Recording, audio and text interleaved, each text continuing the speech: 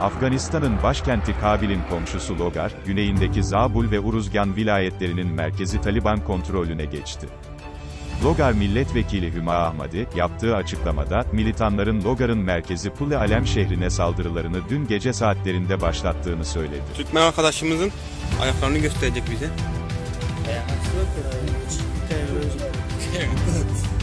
Bu Taliban savaşında oldu değil mi? İlk ayağında kaybetmiş.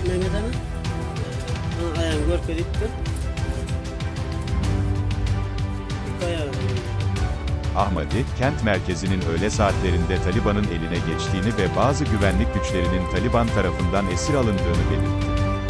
Zabul-i Şura vekili Esedullah Kakar da Taliban'ın güvenlik güçleriyle çatışmadan Zabul'un merkezi Kalat şehrini ele geçirdiğini kaydetti. Uruzgan valisi Ömer Şirzat ise kamu binaları ve insanların zarar görmemesi için halkın isteği üzerine Uruzgan'ın merkezi Trinkot kentini Taliban'a bıraktıklarını vurguladı. Logar vilayetinin Taliban'ın kontrolüne geçmesiyle başkent Kabil vilayeti kuzeybatı yönünden kuşatılmış oldu.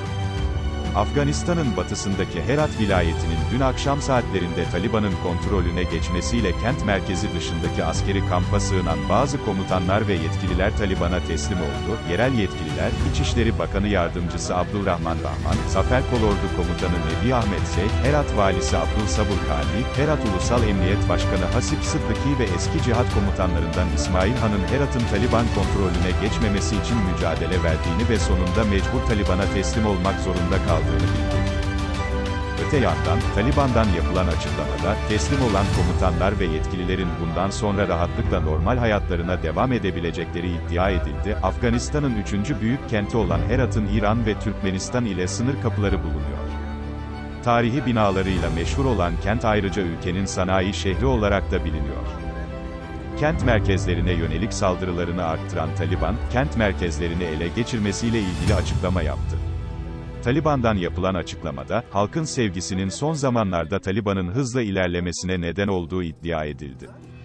Taliban'ın kontrolünde bulunan bölgelerde halkın canı, malı ve itibarlarının korunacağı öne sürülen açıklamada, halkın güvenli bir ortamda yaşaması için imkan yaratacakları ve kimsenin bu konuda endişesinin olmaması gerektiği savunuldu.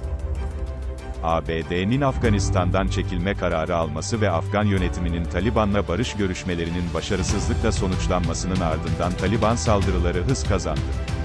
Taliban, Haziran'dan itibaren onlarca ilçeyi ele geçirdikten sonra kuşatmaya aldığı vilayet merkezlerine yöneldi.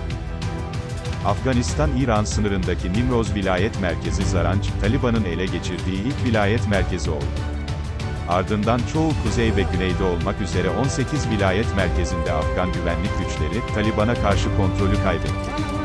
Kabil yönetimi halen 16 vilayet merkezinde hakim durumda.